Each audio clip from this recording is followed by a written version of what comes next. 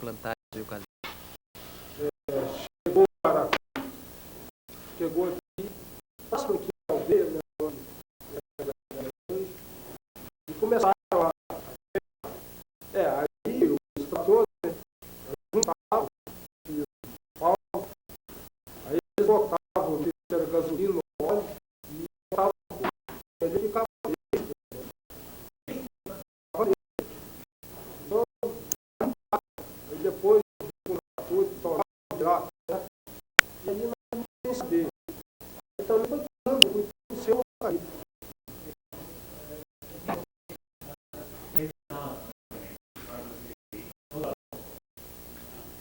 Nós pensávamos o seguinte, que ali, praticamente, nós pensávamos assim, praticamente nós não pensávamos nada. Pensávamos nada. Aí que nós íamos começar a ver distância mais longe, porque eu não enxergava assim, um quilômetro. Não tinha espaço para nós ver um quilômetro de distância. Às vezes a gente achava até bonito, de um corvo, de um lado do rio, do outro, a gente pensava. E antes não estava, porque era tudo fechado demais. A natureza para mim, né, eu acho que é uma coisa muito bonita, né? Então eu acho que é aí que parte. E o silêncio. A população indígena é sempre mais feliz, dura mais, o cabelo permanece mais tempo preto, não embraquia o cabelo logo, porque passa por esse período. Eu acho que a natureza é vida, não faz mal, só faz o bem. Agora, o importante é o passado dos nossos antepassados, o passado da nossa vida. Eu, com 33 anos, nunca saí para viver fora daqui. Isso, o meu povo, todo o tempo estava aqui antes da Aracruz. Aracruz, hoje para nós, ainda é uma vizinha desconhecida, nós não temos intimidade com ela.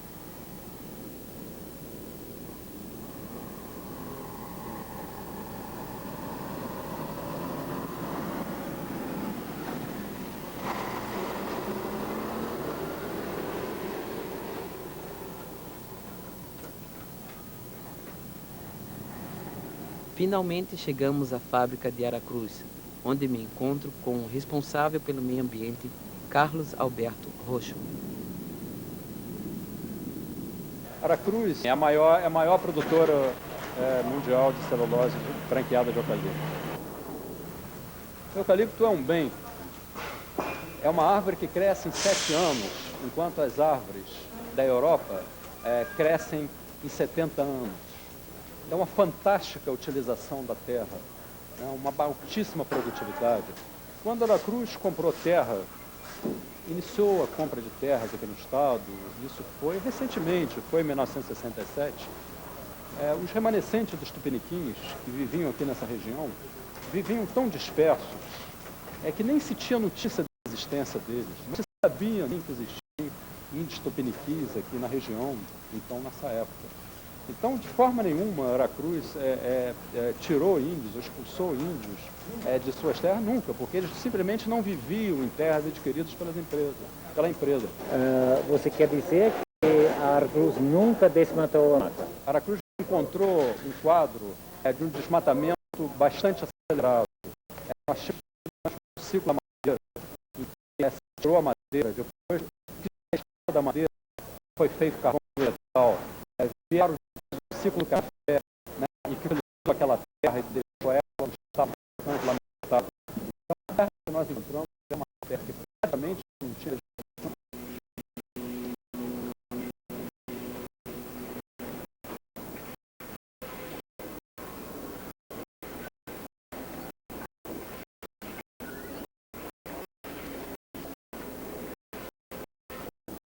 Falo também com o da fábrica Leopoldo Brandão, que aderiu durante 22 anos.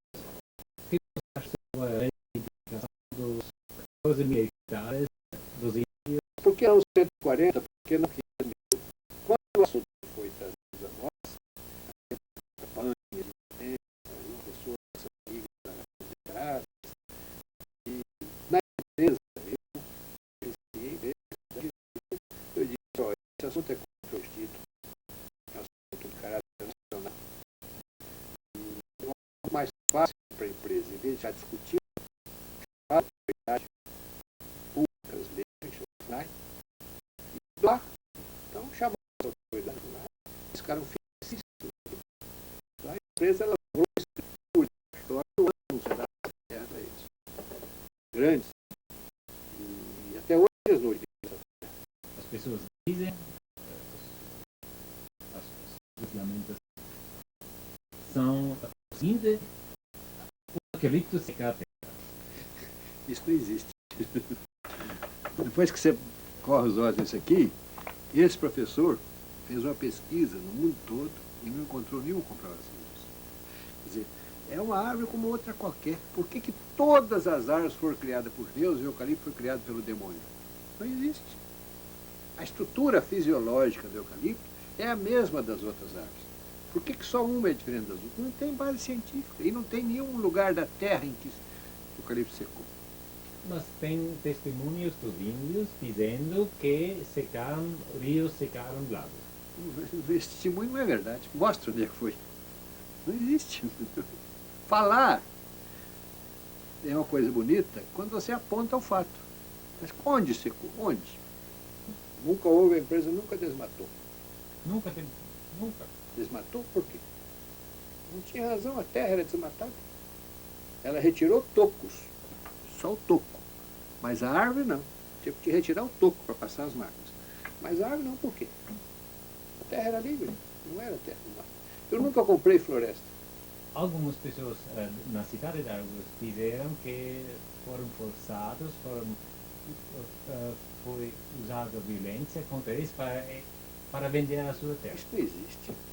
Lá sempre teve juiz, promotor, delegado. Como é que nunca houve uma queixa? Nunca. Nunca houve uma queixa à autoridade de que tivesse havido violência. Que violência? Havia o contrário. Havia fila de gente para nos vender. Nós não tínhamos que forçar ninguém. Eles é que queriam vender rapidamente. Quando nós decidimos ir para lá, houve muita dificuldade, porque todo mundo queria vender as terras para nós. Porque eles não tinham destinação para aquelas terras. E não tinha emprego.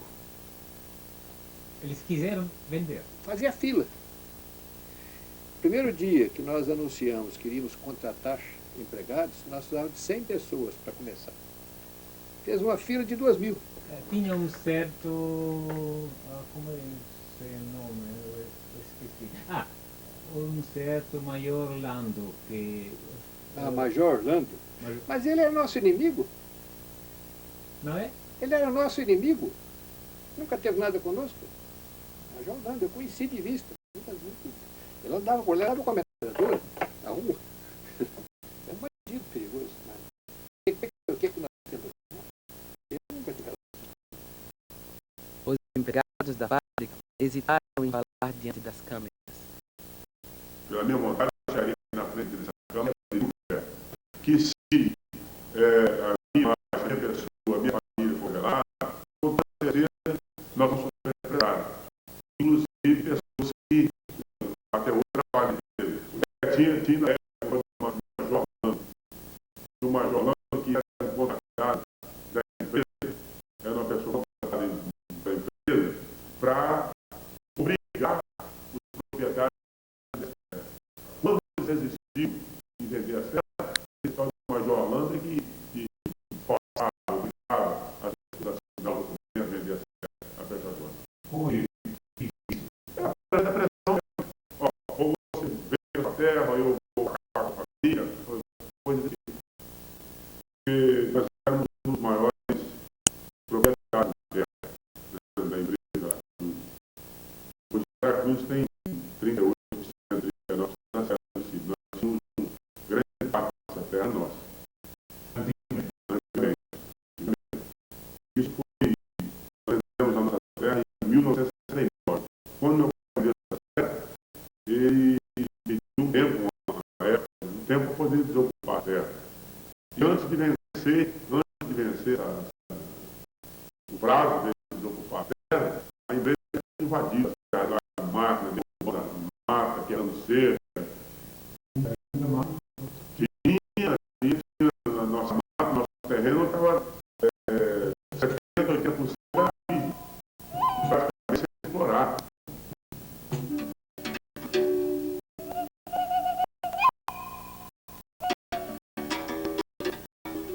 O papagaio, ele sai de manhã, ele faz normalmente um ninho numa árvore bem alta.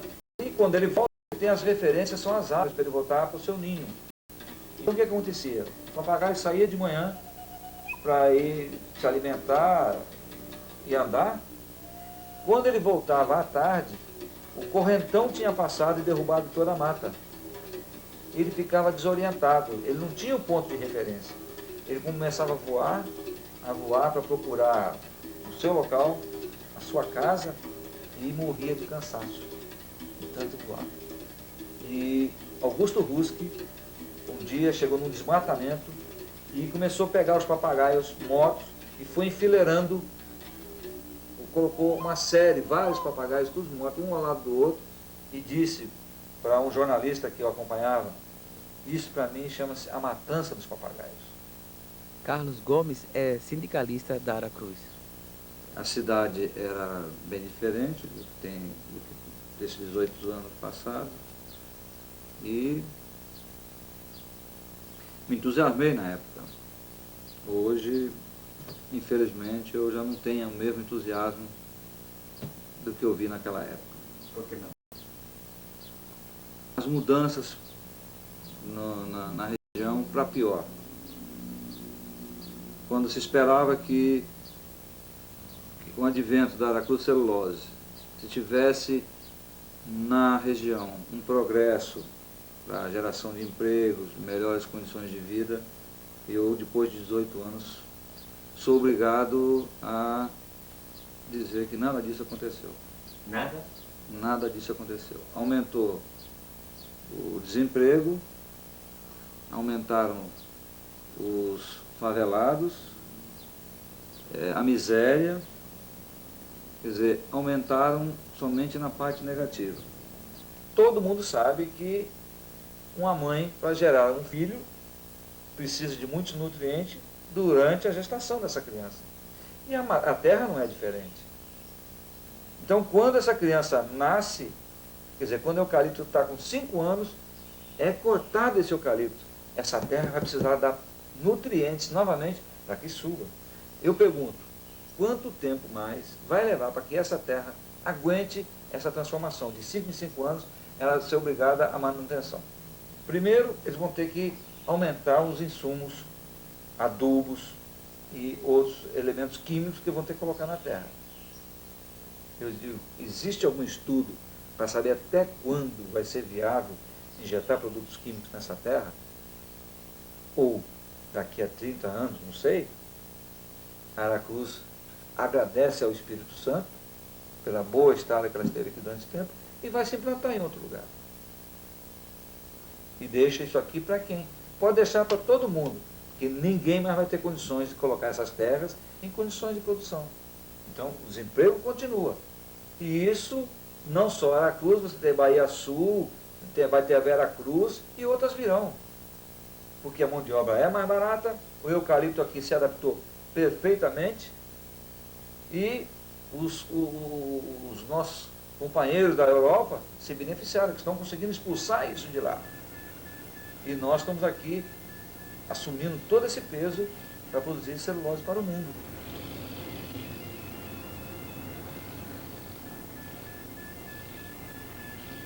Todo ano, 2 vezes ou 3 vezes por ano, vem aqui em Brasil e outros países uma equipe do FMI, do Fundo Monetário Internacional, para ver como é que está indo a nossa economia e para dar os diretrizes que a economia do Brasil deve tomar. Um dos diretrizes é o quê? Exportar mais. Mas como? Então nós vamos usar as nossas terras não para produzir alimentos para o povo, mas para plantar ou produzir produtos que podem ser exportados. Eis aí porque as terras aqui em nossa região e em outras regiões do Brasil também estão sendo utilizados para plantar eucalipto, que é para a exportação.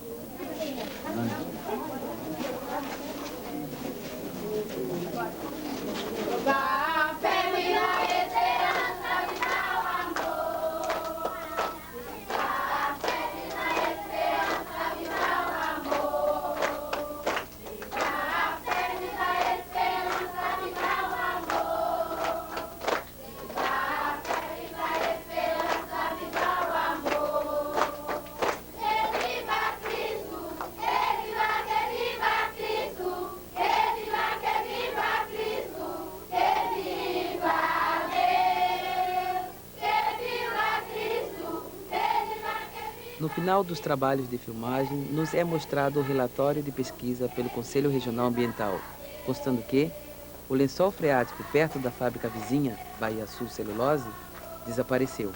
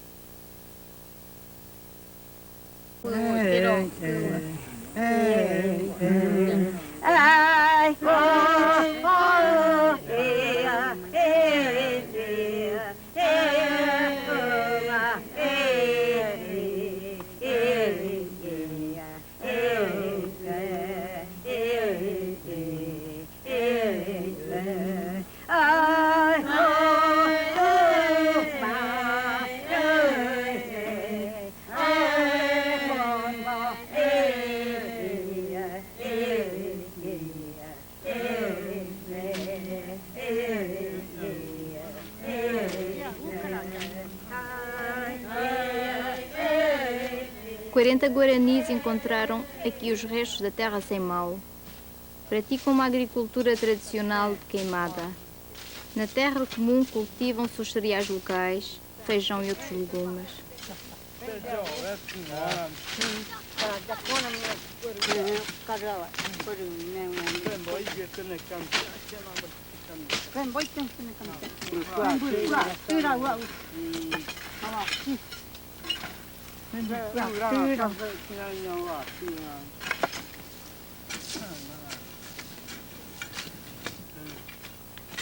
Depois de 3 anos de exploração, abandona-se a terra de forma a deixar crescer novamente o mato. Desta maneira, os índios protegem a natureza. Eles deslocam-se para a floresta para cultivar um novo pedaço de terra e, além disso, continuar a praticar a caça e a pesca. Quando queimam o mato, deixam ficar as grandes árvores.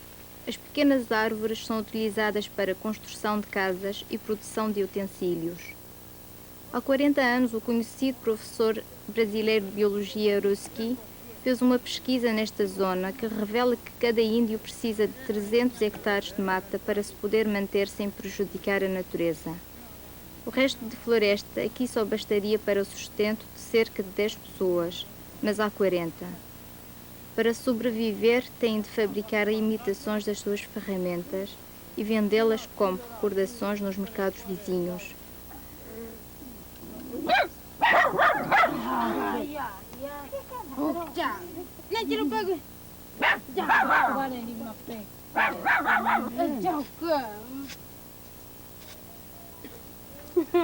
Toma.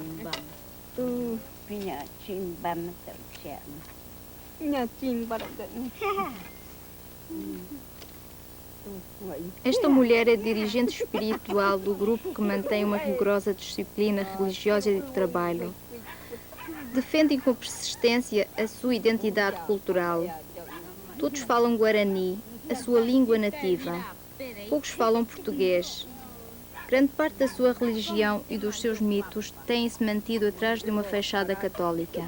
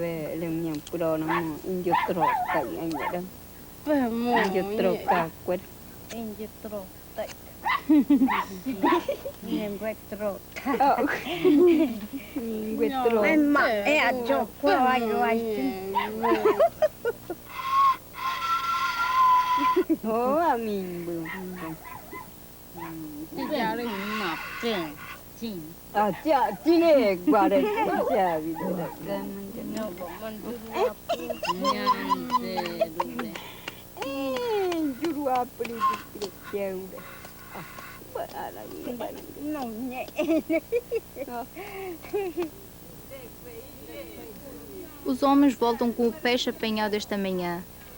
A captura é muito escassa. O peixe está em vias de ser exterminado no rio.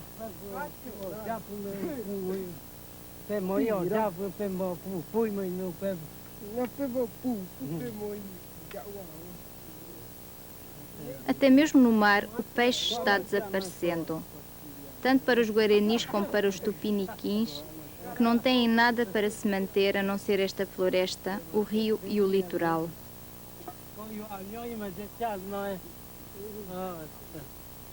Você acha que o pouco que fica agora da Mata Virgem é suficiente para a sobrevivência dos índios que existe agora? Absurdo, é ridículo. A área que ficou é ridícula em relação à população indígena que ainda está por lá, a míngua, quase morrendo, percorre lá e vê. Eles não deram emprego aos índios, ao contrário, foram plantando a área que é de propriedade deles, que eles têm escritura desde o tempo imperial, quando Dom Pedro II visitou a região. Isso já foi publicado pela imprensa e está no momento, acho que em fase judicial, os índios estão pleiteando as áreas. Os descendentes, os tupiniquins, porque ali era a terra de um grande índio brasileiro que foi um herói nacional, chamado Araribóia. Ele é descendente daquela área. Ele lutou no Rio de Janeiro para a expulsão dos franceses do Rio de Janeiro, o Araribóia. Então, esses índios aí são descendentes desse grande herói. E eles fizeram tudo para não deixar a Cruz entrar lá. Mas como? O próprio governo, infelizmente, do meu estado estava aliado a essa patifaria, uma verdadeira patifaria, o que se fez com os índios lá. Não tem piedade, é um ato de desumanidade. A gente vai lá e vê aqueles pobres índios morrendo à míngua, pode-se dizer. Como fizeram para adquirir as áreas? O Estado não podia dar a escritura de uma área que era escriturada para os índios, mas consentiu que eles entrassem lá. Então eles foram derrubando, sem perguntar nada a ninguém, e plantando eucalipto dentro das áreas dos índios, e hoje a área dos índios está toda plantada de eucalipto. O restinho de mata que tem foi porque o IBDF não deixou derrubar, senão a Aracunciló teria derrubado tudo. Agora, a fauna terminou naquela área, a flora silvestre também. Da dere begynte med dette, var dere klar over at det området det er snakk om var indiansk område, og at det bodde indianerfolk der? Vel, vi har vel hele tiden vært klar over at det bodde noen som muligens kunne betraktes som indianske avstamninger. Og de bor der stort sett fremdeles, og vi har hatt relativt liten kontakt med dem, og så de har ikke bydd på noe problem for oss. Ei heller tror jeg at vi har bydd på noe problem for de. Inntil nylig er dette spørsmålet om indianere kommet mer opp. Vi har delvis, som jeg vet ikke det er riktig å si, at det faktisk har foregått en viss invasjon av indianere der i det siste. Det er i hvert fall et inntrykk vi har. Men hva som egentlig er bakgrunnen for dette, det er ikke helt godt å si. Det jeg i alle fall kan si, er at vi har ikke hatt følelsen at vi har hatt noe særlig problem inntil nylig. Indianerne krever nå gjennom den statlige indianerorganisasjonen FUNAI at reservater blir avgrenset. Samtidig krever de respekt for sin eiendomsrett til jorda. Hvordan ser selskapet på dette? Hvis de finner at de bør ha et reservat i dette området, så kan jeg ikke skjønne annet enn at det må kunne finnes løsninger på det. Nå er det jo store områder, både delvis som vi eier, og delvis som andre eier, som er ikke brukt, ikke beplantet, og jeg kan ikke se annet enn at hvis denne mulige invasjonen ikke blir alt for stor, at det må kunne finnes løsninger som er tilfredsstillende for disse menneskene. Når det gjelder eiendomsretten, så mener vi at vi ikke har kjøpt noe område som skal kunne betraktes å ha vært eiet på det tidspunkt vi kjøpte det av indianerne. 2.700 hectares de floresta virgem continuam a existir aqui, e é esta mata que os guaranis ocupam agora. Na aldeia vivem 38 famílias tupiniquins. Conjuntamente com os outros tupiniquins nesta área, reivindicam cerca de 400.000 hectares da floresta plantada pela Companhia Florestal da Aracruz. O derrubo da mata teve início depois da compra de 700 hectares ao Estado do Espírito Santo. Desta área, cerca de uma 7ª parte está inexplorada em forma de colinas e leitos de rio, para além de 2 a 3 zonas relativamente amplas, de acordo com as exigências da lei brasileira.